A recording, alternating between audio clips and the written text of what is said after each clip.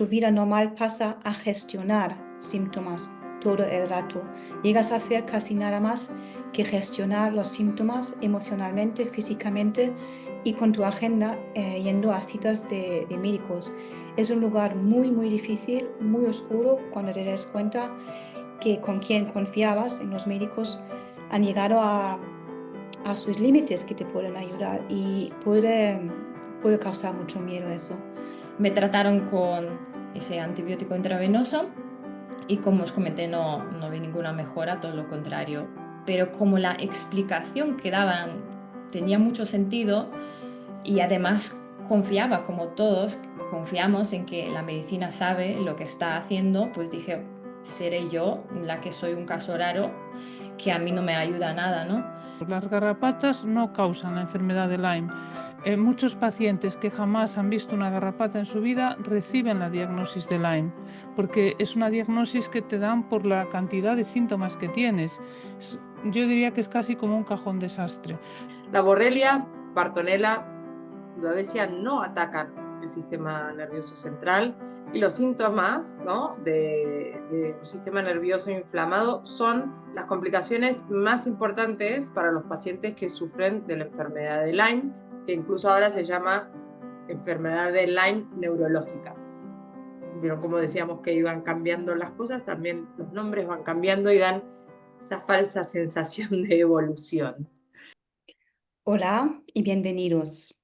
Este episodio está dedicado a la enfermedad de Lyme. Tal vez eres una persona que ha recibido el diagnóstico de la enfermedad de Lyme o a lo mejor tienes una persona cercana que está sufriendo de los síntomas de esta enfermedad. Si es así, probablemente te han dicho que la causa de la enfermedad de Lyme es la picadura por una garrapata y que esta garrapata ha estado infectado con una bacteria. Y la bacteria se llama Borrelia burgdorferi. Si es así, probablemente también te habrán tratado con antibióticos para mejorar los síntomas. Si todo esto te suena, también es posible que seas una de las miles de personas a quien este tratamiento no les ha funcionado del todo y que siguen buscando soluciones. Si es así, te invitamos a que te quedes un ratito más con nosotras porque vamos a ofrecerte otra versión de la enfermedad de Lyme. Vamos a presentarte con la información que nos brinda Anthony William, el médico medium, quien por primera vez ha revelado la causa real de la enfermedad de Lyme y que ha ayudado a miles y miles de personas en el mundo a liberarse de muchos de sus síntomas. Entonces, quédate con nosotras. Además, tenemos el testimonio de Mariana, que tú tenías el diagnóstico de la enfermedad de Lyme. Lo has pasado muy mal, has hecho todos los tratamientos y aún no estabas mejor. Y nos va a contar cómo al final ha podido mejorar aplicando los protocolos de médico medium. Pues allá vamos. Esto va a ser un episodio intenso, pero muy interesante. Y como siempre, damos este pequeño repaso por la información que nos da la ciencia y la medicina moderna. Entonces, ¿qué síntomas se consideran señales de la enfermedad de Lyme? ¿Cómo sabemos si tenemos Lyme? Un momento. El poder de esta información mágica que está ayudando a millones de personas en todo el mundo está en compartirla. Si te quedas con los brazos cruzados, no sirve de nada. Para no perderte los próximos episodios, suscríbete a nuestro canal. Haz clic en la campanita y en las opciones de las notificaciones elige todas. Sí, para todos los que se preguntan qué es la enfermedad de Lyme exactamente, vamos a ver en qué síntomas consiste y en qué momentos.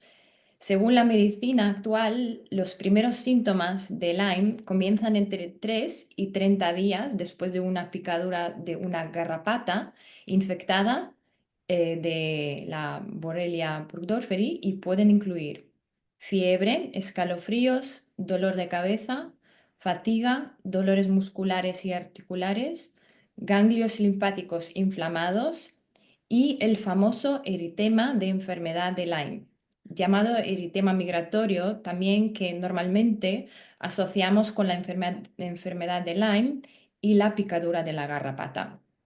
Es un sarpullido que se hace más grande durante unos días y puede estar caliente al tacto.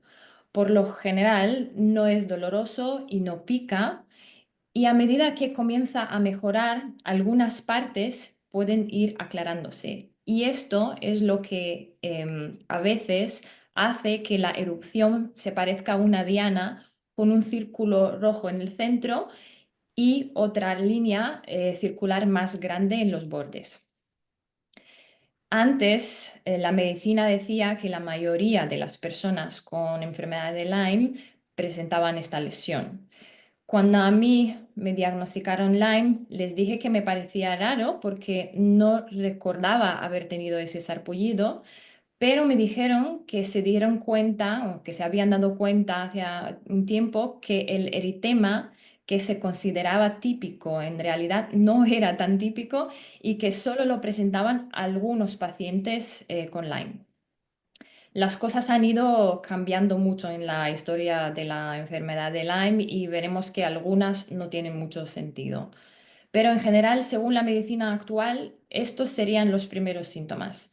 Advierten también que si la infección no se trata, puede extenderse provocando síntomas tardíos de la enfermedad de Lyme, síntomas neurológicos, es decir, síntomas que afectan el sistema nervioso, pero también las articulaciones, el corazón y otras partes del cuerpo. Los síntomas tardíos de Lyme más comunes son dolor de cabeza severo, severo, y rigidez en el cuello. Más sarpullidos en otras áreas del cuerpo, aparte del eritema que ya mencionamos. Parálisis facial, es decir, debilidad en los músculos faciales, em, puede incluso causar caída en uno o ambos lados de la cara. Artritis con dolor intenso en las articulaciones e hinchazón, especialmente en las rodillas y otras articulaciones grandes. Dolor que va y viene en los tendones, músculos, articulaciones y huesos. Palpitaciones del corazón, la sensación de que o el corazón se está saltando un latido o por el otro lado que los latidos son demasiado rápidos. Latido cardíaco irregular, llamado también carditis de Lyme, episodios de mareos o dificultad para respirar, inflamación del cerebro y la médula espinal, dolor de nervios, dolores punzantes, entumecimiento o hormigueo en las manos o los pies. Como vemos, son síntomas bastante serios. Yo, como dije, no recordaba haber tenido el eritema ni ninguno de los primeros síntomas de la infección. Lo que sí tenía eran la mayoría de estos síntomas de infección tardía, es decir, de Lyme crónico, que son los que acabo de mencionar, aparte de muchos más. Y a continuación os contaré sobre esos síntomas y cómo me recuperé de ellos. Muy bien, gracias. Pues si vamos al médico, ¿qué herramientas tienen para diagnosticarnos con la enfermedad de Lyme? ¿Cómo funciona esto?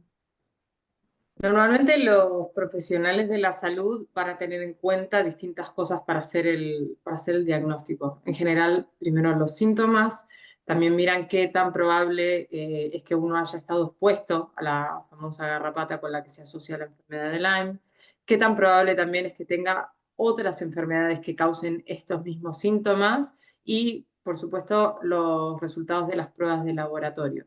La mayoría de las pruebas para diagnosticar la enfermedad de Lyme buscan anticuerpos producidos por el cuerpo en respuesta a una infección. Estos anticuerpos pueden tardar varias semanas en desarrollarse, entonces cuando se hace la prueba de inmediato puede que no demuestre que el paciente tenga la enfermedad de Lyme, por lo que es probable que pueda tener que hacerse la prueba varias veces o un poco más tarde para confirmar. Ok. Entonces nos han hecho las pruebas y deciden que sí que tenemos el diagnóstico de la enfermedad de Lyme. ¿Qué es el siguiente paso? ¿Cómo es un tratamiento convencional que ¿Nos podías explicar tú, Mariana, qué te han hecho o qué han recomendado que hicieras? Bueno, veamos cómo se trata la enfermedad de Lyme. Tratamiento convencional, primero y os contaré cómo me ha ido a mí. El tratamiento consiste en tomar antibióticos prescritos durante más o menos 14 días, habitualmente en forma de pastillas. Ese es el tratamiento estandarizado. Para los casos más graves se prescribe el antibiótico intravenoso y se usa normalmente cuando la enfermedad ha afectado el sistema nervioso, el corazón o ha causado artritis crónica durante muchos años. A mí me dieron el antibiótico intravenoso durante 2 semanas porque mi sistema nervioso estaba bastante dañado. Esos antibióticos son la base del tratamiento y después a los pacientes a menudo se les prescribe medicación adicional para controlar los síntomas que dependen de cada caso. Y a día de hoy hay más de 100 síntomas diferentes relacionados con la enfermedad de Lyme y se han ido añadiendo síntomas nuevos durante años y de hecho se siguen añadiendo, lo que demuestra que la medicina todavía está aprendiendo sobre esta enfermedad. La médica que me diagnosticó a mí, por ejemplo, era una doctora de medicina convencional, pero con los años empezó a incluir en su trabajo también la medicina integrativa. Así que un tiempo después de los antibióticos me hizo un tratamiento con un aparato de radiofrecuencias RIFE o RIFE basado en el trabajo de la científica suiza, la doctora Hilda Clark, con lo cual tuve la oportunidad de probar ambos mundos y supuestamente sacar lo mejor de cada uno, pero por desgracia no fue así. No solamente no mejoré, sino que empeoré bastante y aparecieron incluso más síntomas. En realidad, Lyme ha sido mi diagnóstico más reciente, en 2015, después de recibir otros diagnósticos durante muchos años, desde el síndrome cardiogénico o síncope vasovagal, que es un tipo de disautonomía. Después me diagnosticaron el síndrome de la fatiga crónica, laxitud extrema en los tendones y muchos otros diagnósticos que recibía, por supuesto, por parte de los especialistas, porque cuando tenemos un problema de salud, vamos al especialista en ese ámbito, no nos enseñan mirar el cuerpo de manera holística y pensar en que podría haber una sola causa influyendo en todo, ¿no? Especialmente cuando tenemos muchos síntomas muy diferentes, como fue mi caso. Yo tenía mucho dolor en las rodillas, por ejemplo, especialmente por las noches. Me despertaba llorando del dolor muchas veces y después empezaron a dolerme las caderas y las caderas me dolían durante todo el día. Me costaba levantarme, como las personas mayores, realmente como las personas mayores que les cuesta levantarse de la silla. Así estaba yo cuando tenía 20 y pico años. Eso fue horrible y sigue siendo horrible solo el recuerdo, ¿no? de aquellos momentos. Había una rigidez en mis articulaciones que yo no podía entender. El cuello lo tenía tan rígido que muchas veces no podía girarme a un lado, ni tampoco dormir boca abajo como a mí me gusta. Me gusta mucho dormir así y no fue posible. Dormía muy mal, por supuesto, me costaba dormirme, me despertaba tan cansada como si no hubiera dormido ni una hora, aunque durmiera 9 horas, daba igual. Y me costaba muchísimo concentrarme, perdía la memoria y después, entre la visión borrosa y las moscas volantes que veía constantemente en los ojos, me desesperaba porque veía mal, pero claro, los oftalmólogos no me podían ayudar con eso tampoco. Te dicen, bueno, el ojo se irá acostumbrando, esto es lo que hay, no se va a ir y ya está. Y con los años empezó el hormigueo también y el entumecimiento en los dedos, principalmente. Los hormigueos me daban menos miedo que los entumecimientos porque allí por lo menos sentía algo, Y lo que más me preocupaba, yo creo, de todo esto era la disautonomía. Me da mucho, mucho miedo desmayarme fuera en la calle. Me enseñaron a controlar esos desmayos sentándome y subiendo las piernas, pero me dijeron claramente que no había ninguna cura, ni para esto ni para el resto de síntomas. Bueno, entre otras cosas me diagnosticaron candidiasis y cuando estaba hablando de mis síntomas de candidiasis con una doctora, me dijo, tú no solo tienes candidiasis, sino que tienes el cuadro completo de borreliosis o la enfermedad de Lyme. Y me preguntó si me había picado una garrapata. Le dije yo que hacía años que no veía una garrapata y me dijo, bueno, eso da igual, seguramente has tenido alguna de pequeña. Y eso sí que me pasó de pequeña. A veces jugaba en los prados y en los bosques donde había garrapatas y recuerdo ver alguna garrapata en mi tobillo y entre los dedos de los pies que les encanta esconderse ahí.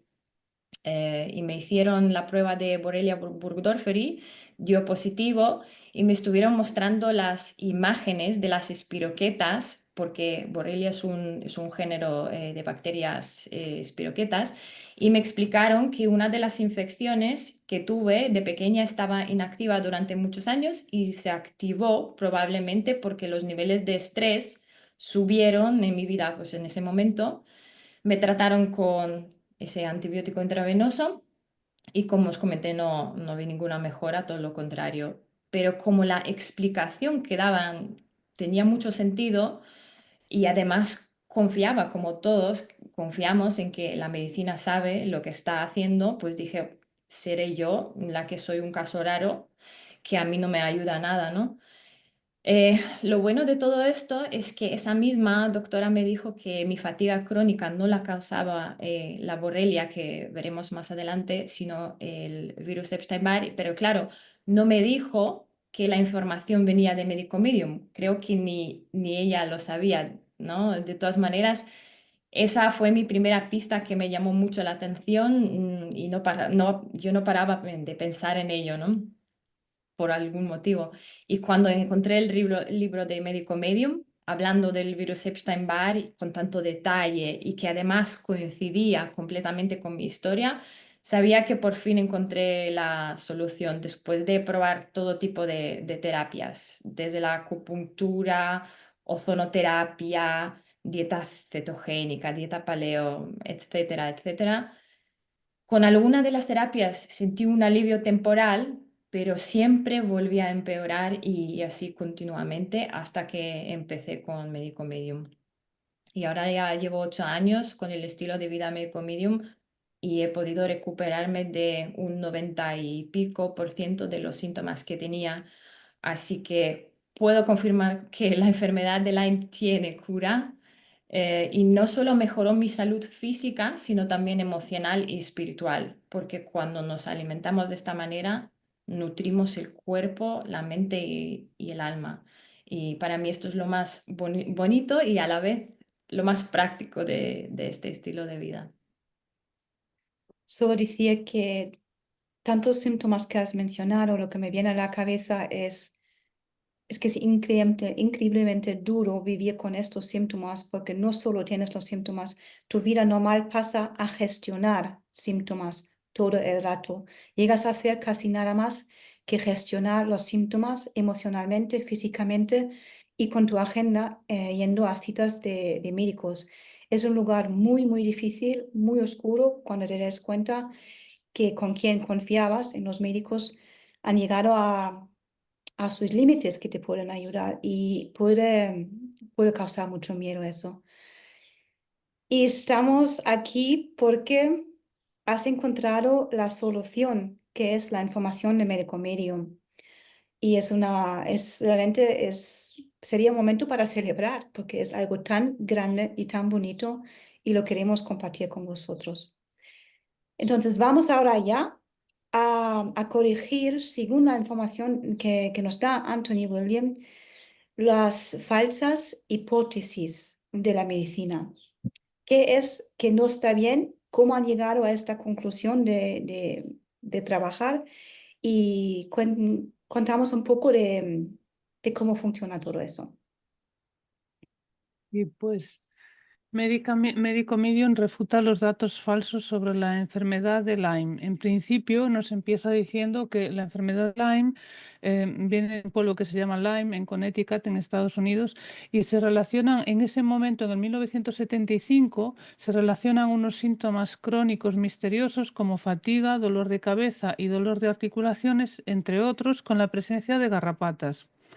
Y después, en 1982, se descubre que la bacteria Borrelia se puede pasar de los seres humanos, se puede pasar a los seres humanos con una picadura de garrapata.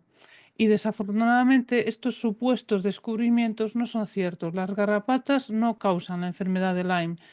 Muchos pacientes que jamás han visto una garrapata en su vida reciben la diagnosis de Lyme, porque es una diagnosis que te dan por la cantidad de síntomas que tienes. Yo diría que es casi como un cajón desastre. Pero bueno, el caso es que eso es así como se diagnostica. Y la bacteria Borrelia no causa la enfermedad de Lyme, está presente, es una bacteria presente e inofensiva en seres humanos y en animales. Y en el presente la ciencia cree que las bacterias Bartonella y Babesia, la última es un híbrido entre una bacteria y un parásito, también causan la enfermedad de Lyme, cuando también son inofensivas y naturalmente presentes en los humanos. Y el famoso sarpullido que mencionabas antes, en forma de diana, puede formarse después de una picadura tanto de una garrapata como de una abeja como de una araña y es señal de la lucha del cuerpo contra una infección normalmente causada por la bacteria estafilococo que llegó debajo de la piel por la picadura porque al picar el insecto hay un poquito en la piel, un trocito del cuerpo del insecto tiene esa bacteria y entonces va provocando esa reacción, nuestro sistema inmunitario reacciona y se provoca esa reacción en forma de círculo, de diana. Y no indica para nada la presencia de las bacterias Borrelia, Babesia o Bartonella que nunca se han podido aislar en muestreos de ese sarpullido. Y eso es lo que nos dice y nos aclara Médico Medium sobre las falsas hipótesis que existen en el caso de la enfermedad de Lyme. Muy bien. Entonces ahora entendemos lo que no es, lo que no causa la enfermedad de Lyme. Perdona, Petra, quería mencionar una cosa Sí. y relacionada con lo que estaba comentando Mónica ahora mismo. Una anécdota más bien, porque en los últimos años he trabajado con muchas más personas que han recibido el diagnóstico de la enfermedad de Lyme crónica, cuando hace 5 o 10 años esta misma gente ya tenía los mismos síntomas y no recibían este diagnóstico. Mm. Hoy en día en España muchos reciben esta etiqueta de Lyme y viven asustados haciéndose pruebas una tras otra. Incluso desarrollan el miedo de salir a la naturaleza para no infectarse a través de una garrapata. Y yo lo entiendo perfectamente porque lo llevé al extremo. Hasta me mudé de Madrid a Viena porque en Austria en ese momento era el país con el número de diagnosticados de Lyme más alto de Europa y donde más especialistas de Lyme había. Porque quería tener un seguimiento, me sentía más segura teniendo un médico especialista siguiendo mi caso. Así que entiendo de verdad que nos tomemos las cosas en serio, especialmente cuando se trata de salud. Pero a la vez me gustaría mostrar cómo se ven estas cosas desde otra perspectiva, después de muchos años de trabajo con esta enfermedad y teniendo toda esta información médica avanzada. Cuando yo les comenté a los médicos en España que había recibido el diagnóstico de Lyme, me dijeron, sí, claro, eso pasa en Estados Unidos y en Europa, sobre todo en países alpinos, donde hay unos bosques, una vegetación muy específica que les gusta a las garrapatas y ahí pues hay mucha concentración de estas garrapatas. En España no tenemos este tipo de garrapatas que causan la enfermedad del Lyme en humanos porque la vegetación es muy diferente. Y cuando yo me ponía a leer los artículos científicos en aquel momento y decían exactamente lo mismo que estos médicos. Enseñaban el mapa con la presencia de estas garrapatas y en España prácticamente no había riesgo de infección. Lo que pasaba en España en ese momento es que la moda de diagnosticar la enfermedad de Lyme todavía no había llegado. Había pocos especialistas en Lyme. Y 10 años después, la situación es completamente diferente. A muchas personas se les hace, ¿no?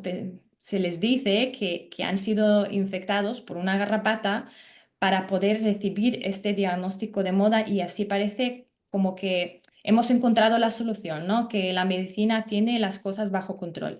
Y mientras tanto, la vegetación en España sigue siendo la misma que hace 10 años.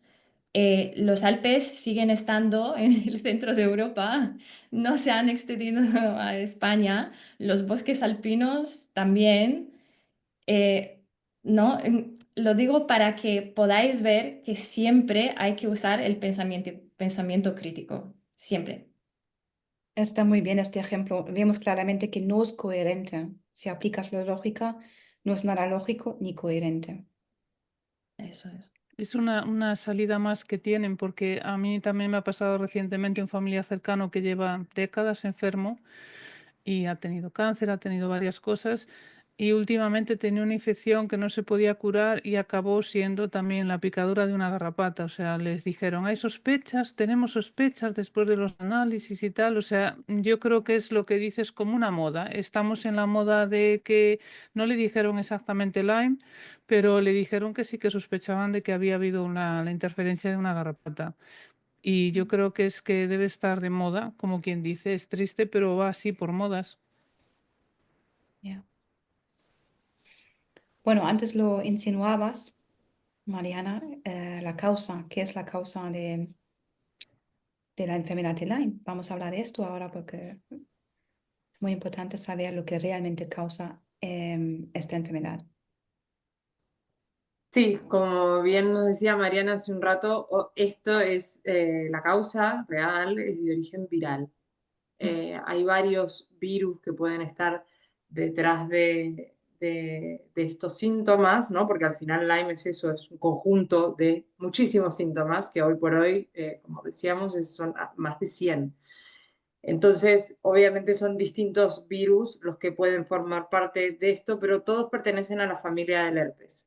El primero más conocido o que más se está escuchando ahora es el virus Epstein-Barr, que eh, tiene muchísimas más cepas de las que la ciencia conoce hoy en día. Son, como nos dice Anthony, son más de 60 y el número sigue subiendo.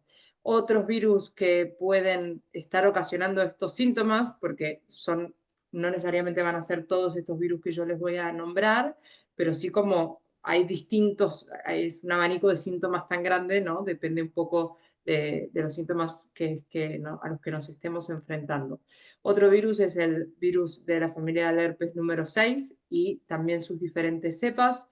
El virus Zoster, también con muchísimas más cepas de las que conoce la ciencia. Y por cierto, tenemos un episodio de virus Epstein-Barr y tenemos un episodio del herpes zóster. Para quien quiera profundizar en ese tema, ahí explicamos con detalle absolutamente todo. Del virus zóster, estamos hablando especialmente de las cepas que no provocan sarpullido. Otra vez, si tienen dudas, vayan a ver el vídeo porque ahí lo explicamos en detalle. Otro virus más puede ser el citomegalovirus y el virus herpes simple 1, que es el virus que todos conocemos como el virus labial, ¿no? El que sale en los labios. En las analíticas no suelen aparecer porque estos virus se alojan normalmente en los órganos y son infecciones de bajo grado que la mayoría de los casos están años anidando en estos órganos. El órgano principal en donde suelen esconderse es el hígado, es el lugar preferido, porque el hígado es nuestro filtro y ahí es donde encuentran un montón de cosas de que alimentarse. Luego el vaso, los intestinos delgados, los ganglios del sistema nervioso central y otras zonas en donde el sistema inmune no los puede encontrar con tanta facilidad. Luego desde el hígado sí que se pueden ir o esparcir hacia otros lugares del cuerpo. los síntomas que pueden causar desde fiebre, dolor de cabeza, dolores de articulaciones y músculos, cansancio, dolor de cuello, dolor nervioso ardiente, esta quemazón, ¿no?, de la que hablamos con el virus del zóster, palpitaciones cardíacas y prácticamente cualquier síntoma neurológico de los que comentaba hace un rato Mariana. Genial, súper. Gracias, Agus. Bueno, que ahora Agus nos ha explicado qué es la causa es vírica. Vamos a ver brevemente qué hacen los virus en nuestro cuerpo, cómo funcionan. Y es muy importante entender que debilitan nuestro sistema inmunitario y que de allí inflaman el sistema nervioso. ¿Y cómo lo consiguen? Pues bueno, como dijo Agus, se hace en su casa, para decirlo de alguna manera, en el hígado o el bazo, en estos órganos, y de allí se extienden a todas las partes del cuerpo en un momento que el cuerpo está bajo de defensas, en un momento que es oportuno para ellos, es cuando duplican sus números. Y es que se aprovechan de cuando tenemos, por ejemplo, heridas físicas, un estrés emocional, estrés severo, incluso una muy mala alimentación, pueda ayudarles a fortalecer sus números. Eso es el primer paso. Luego, el otro punto es que todos tenemos toxinas acumuladas en el cuerpo y una de las peores es el mercurio. También tenemos episodios que hablamos de los metales pesados y las toxinas. Os invito a escuchar eso también. Y el mercurio es uno de los alimentos favoritos de los virus de la enfermedad de Lyme. Y por desgracia lo vuelven mucho más fuerte. Y no basta con esto, sino que también hemos dicho muchas veces, si un virus se alimenta de algo, como una toxina o alimentos problemáticos, pues crea un desecho, se alimenta y deshace. Y al comer, por ejemplo, mercurio, los desechos son increíblemente tóxicos. Esos tóxicos, Anthony los llama neurotoxinas porque afectan muchísimo al sistema nervioso, lo inflama, lo ataca. Eso lo notamos en los muchos síntomas, por ejemplo, que mencionó Mariana, el dolor se manifiesta así por culpa de las neurotoxinas. Y por último, también tiene un papel muy importante nuestra propia adrenalina, porque la adrenalina, cuando otra vez tenemos un momento de estrés o algo traumático ha pasado, o simplemente el estrés de la vida cotidiana, pues soltamos adrenalina y por un lado les sirve a los virus de alimentos y por otro lado nuestra propia adrenalina, si es fuerte, pues debilita nuestro sistema inmunitario. Un poquito para que podáis entender qué hace el virus dentro de nuestro cuerpo. Ahora pasamos a una lista de desencadenantes que menciona Anthony William en su primer libro y cuando habla de la enfermedad de Lyme. Esto no hay que confundirlo con la causa. No hablamos de la causa ahora. La causa hemos dicho que es vírica, pero algo puede desencadenar que se vuelva más fuerte, como he explicado ahora, estos virus. Vamos a ver esta lista. Sí, como bien has dicho, estos son los desencadenantes y es importante distinguir entre ellos y la causa. Y los síntomas pueden aparecer poco después de la exposición a estos desencadenantes o meses o incluso hasta un año después. Vamos a ver la lista de mayor a menor frecuencia. La primera o el primer desencadenante en la lista es el famoso COVID.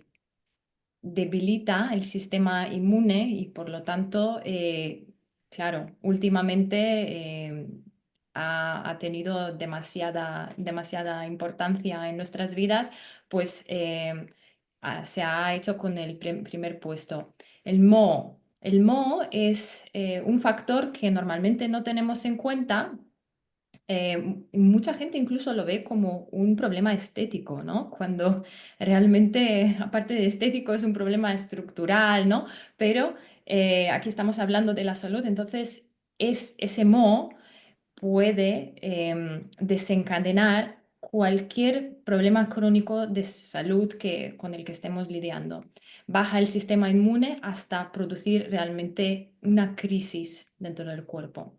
Después, en pastes de amalgama, especialmente la retirada de esas amalgamas, de nuevo, nos vamos al dentista sin pensar, ¿no? ¿Qué consecuencias podría tener eso? Eso sobrecarga el sistema inmunitario, igual que las analíticas de sangre extensivas. Es otra de las herramientas que nos ofrece, ¿no? La medicina convencional. Normalmente vemos las ventajas, pero no las desventajas de unas analíticas de sangre demasiado frecuentes. El problema que hay con las analíticas de sangre que nos hagamos a menudo son las cantidades de sangre que se sacan del cuerpo, y eso al final afecta a las defensas porque el sistema inmune, como nos cuenta Anthony, está en la sangre. El mercurio, como acabas de mencionar, Petra, siempre es tóxico para el sistema inmune. Eso creo que lo tenemos bastante claro. Las pesticidas, herbicidas, fungicidas y otras toxinas dañan el cuerpo y alimentan a los virus. Insecticidas dentro de la casa. Ahora, por ejemplo, que empieza la temporada de los huertos y demás, hay que tener mucho cuidado. Muchas veces no nos damos cuenta, pasamos incluso por un parque donde habían usado un pesticida y nos afecta, nos puede desencadenar esos síntomas. La gripe, eso sabemos que baja las defensas. Y después empezamos con algunos desencadenantes de carácter emocional. Una muerte en la familia. Todos sabemos que eso nos puede afectar, ¿no? Pero lo bueno, lo interesante de Anthony, de sus libros, es que nos explica cómo exactamente una muerte de un familiar o una ruptura de una relación desencadena estos síntomas. Así que recomiendo leerlo. Después, ser uno mismo cuidador o cuidadora de una persona enferma. Eso requiere unas cantidades enormes de adrenalina, un esfuerzo físico y emocional enorme, y por eso pues sobrecarga nuestras defensas. Picaduras de arañas, por ejemplo, son mucho más comunes como desencadenante que una picadura de garrapata. Eso creo que deberíamos tenerlo en cuenta todos los que hemos recibido el diagnóstico de Lyme, como los demás, ¿no? Que a lo mejor tienen miedo de salir y tal. También puede ser una araña. Picadura de abeja también lo puede desencadenar. Algunos medicamentos con receta, antibióticos, benzodiazepines. em, Medicación recetada en exceso, abuso de drogas de ocio, estrés, preocupaciones, incluidas las preocupaciones económicas, heridas físicas, también pueden ser un desencadenante, porque después los virus, como nos explica Anthony, aprovechan esas situaciones de esas lesiones y siempre atacan a los tejidos, las partes del cuerpo más débiles. Por eso hay muchos casos donde la gente, bueno, tiene una lesión y después durante mucho, mucho tiempo no se recuperan. Em, Algas rojas del mar o de los lagos, mientras nadamos, también pueden irritar la piel y el cuerpo y pueden desencadenarla. Pintura fresca también es tóxica y es un desencadenante. Limpieza profesional de alfombras incluye muchas toxinas, muchos productos químicos que lo pueden desencadenar. Insomnio que es, por supuesto, Todos sabemos que si no dormimos, no descansamos, pues eso afecta al final nuestras defensas. Y como el último desencadenante, picadura de garrapata en menos de 0,5% de pacientes con Lyme. Creo que esto nos dice mucho, ¿no? De esos 100% que nos contaba la medicina convencional al principio, que representaban esa picadura de garrapata. Anthony nos explica que solo es un 0,5% de todos los casos.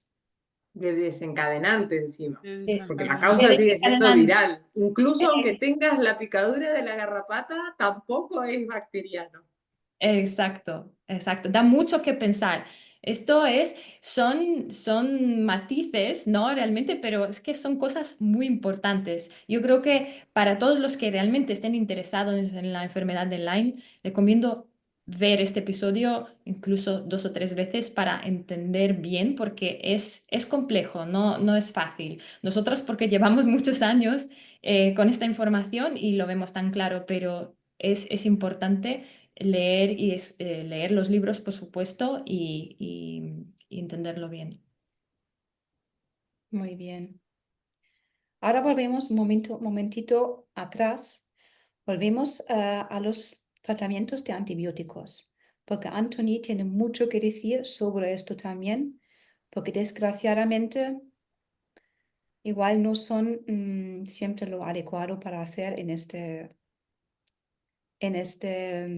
caso, porque se trata, como sabemos, de un virus y no de una bacteria. ¿Qué nos cuenta Anthony? Sí.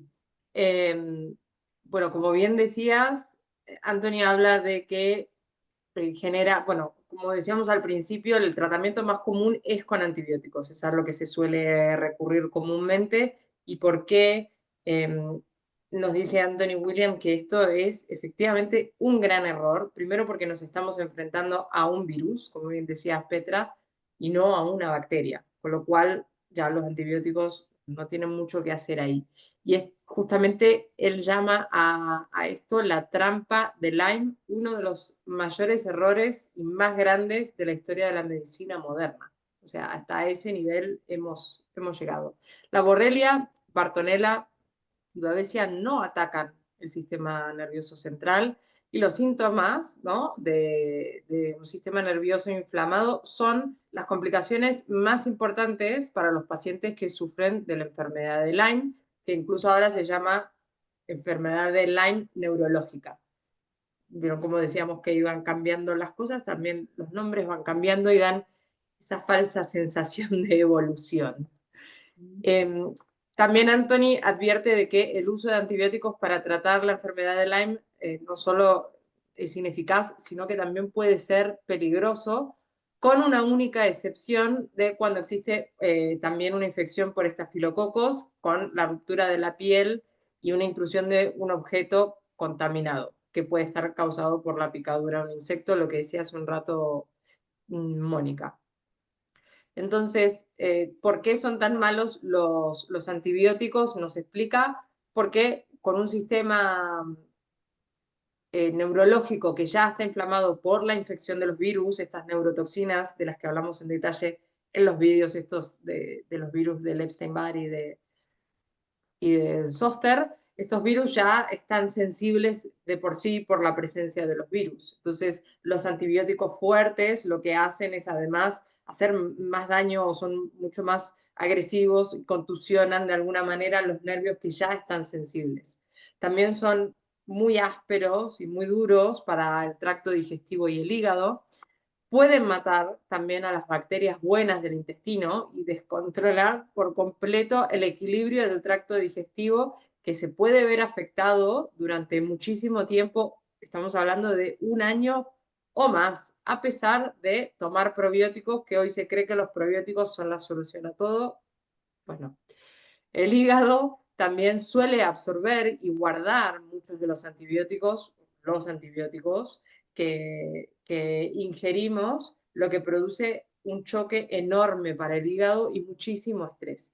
Además de que estos antibióticos se terminan almacenando en el hígado y terminan alimentando a estos virus. Hace un rato decíamos que los virus suelen alojarse como lugar preferido en el hígado porque es donde encuentran más alimento.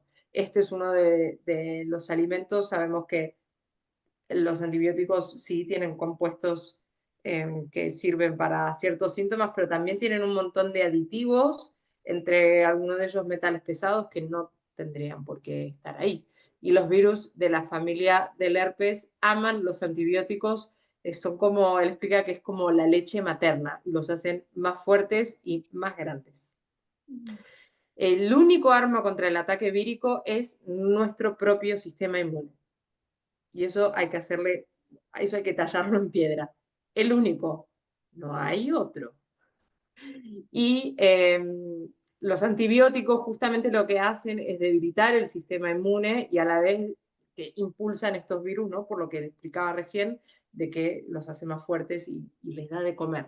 Al final es como, él lo llama como intentar apagar el fuego con gasolina, hace como una analogía en ese sentido.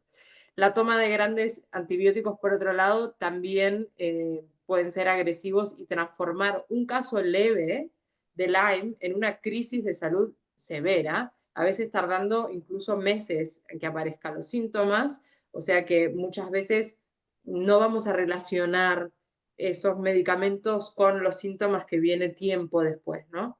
Y según Anthony, también pueden pasar incluso más de 40 años hasta que la ciencia y la medicina se den cuenta de que esto ha sido un error. Estamos hablando de muchísimo tiempo y no sé quién está del otro lado escuchando, pero creo que nadie quiere dedicar tanto tiempo esperando. Exacto, exacto.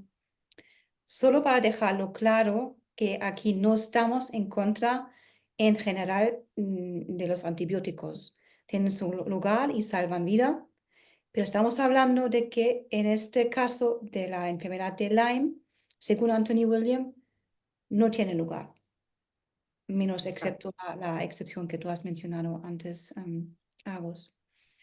Ahora nos vamos un momentito a las pruebas que se hacen para detectar la enfermedad de Lyme. Y Anthony menciona que hay algunos problemas que pueden conllevar. Como vamos a ver al final, el problema es que a lo mejor te dan el resultado que no es, entonces pues es un problema bastante grande. Las pruebas más comunes son ELISA y Western blot, se llaman así. Tienen el fin de encontrar anticuerpos a varias proteínas de Borrelia. Como esa bacteria no es la culpable de Lyme, muchos pacientes reciben resultados negativos de esas dos pruebas, aún teniendo todos los síntomas de Lyme, entonces no concuerda. Otras pruebas más modernas directamente buscan indicadores de inflamación, como hablamos anteriormente, que la inflamación es algo que viene vinculado. Entonces, cuando la prueba sale positiva, se le dice al paciente que es un indicador de que tiene la enfermedad de Lyme, sin tener en cuenta que una infección de gripe, de estafilococo, de virus Epstein-Barr, de Zoster virus, de herpes virus humano 6 o incluso de cándida puede disparar un falso positivo. Y nunca se vio la bacteria bajo el microscopio, solo hay el marcador de una inflamación. Los virus crean además subproductos, desechos y las famosas, desde 2020, espiroquetas, que son envolturas víricas confundidas con bacterias. La manera más eficaz para determinar si tienes una infección vírica que te esté causando la enfermedad de Lyme es enfocarte en tus síntomas. Yo diría que no solo la enfermedad de Lyme, sino otras enfermedades de las que caen en los cajones desastre de autoinmunes, enfermedades misteriosas, desconocidas, y todas estas cosas tienes que centrarte en tus síntomas.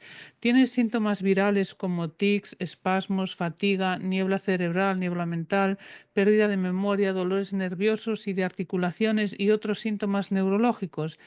Y esos síntomas no tienen otra explicación evidente, entonces hay una gran probabilidad de que sufres una infección vírica y te puede estar causando la enfermedad de Lyme, si le quieres llamar Lyme. Lo que tienes que saber es que tienes un problema vírico y esa es como la gran claridad que te puede dar descubrirlo, saber que tienes que atacar a un virus y con las herramientas que te da Medicomedium, que son las que vas a conseguir ir a la causa de verdad del origen de la enfermedad y la que vas a poder conseguir llegar a una mejoría. Vale, muy bien, Mónica. Hablando de herramientas, si nos has seguido hasta este punto, enhorabuena, has aguantado bastante.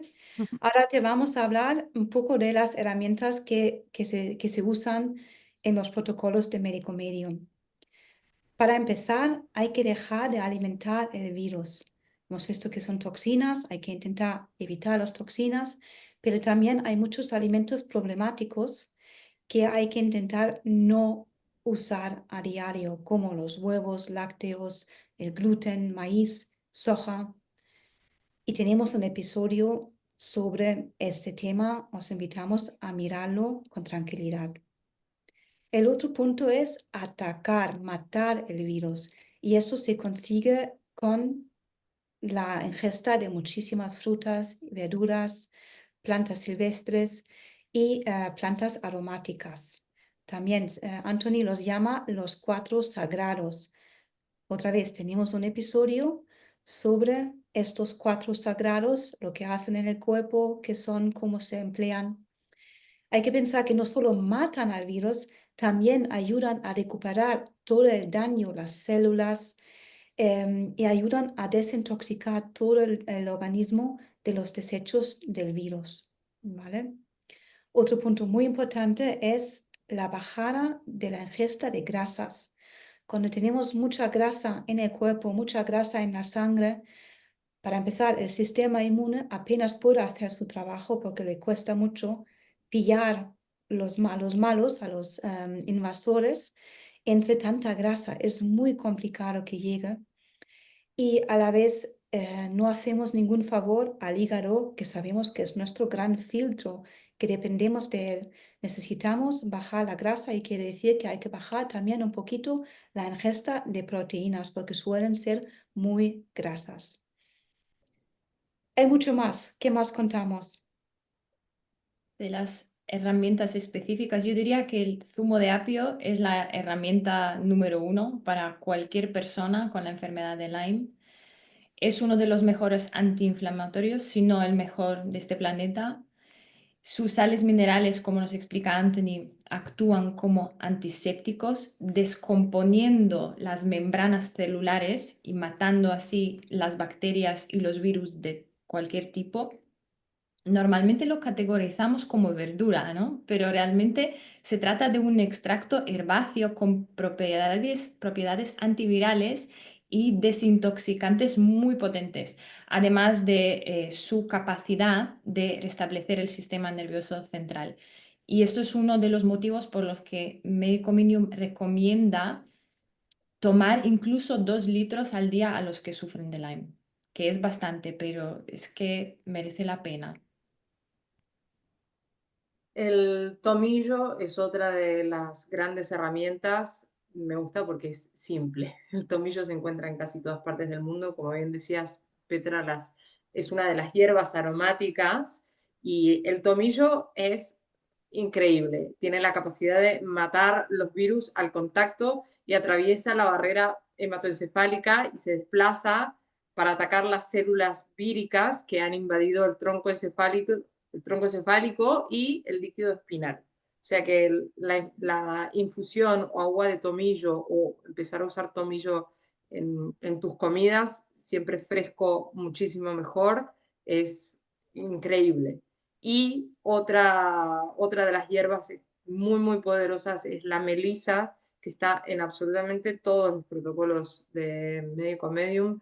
Es un potente antiviral y además elimina los cofactores bacterianos del virus que siempre van de la mano, ¿no? Del virus, principalmente del Epstein-Barr, que son el streptococo, el E. coli, el Mycoplasma pneumoniae, la clamidofilia pneumoniae y el hongo cándida, que es bastante famoso, reduciendo así la carga que tiene el sistema inmunitario de todas las cosas, ¿no?, que lo están atacando. Y entre muchos otros alimentos que, claro, no podemos hacer aquí la lista completa, pero también pueden estar las cerezas, por ejemplo, que son un potente antiinflamatorio muy beneficioso. Y claro, no estamos de temporada de cerezas todo el año, pero se pueden coger también congeladas, se pueden usar congeladas.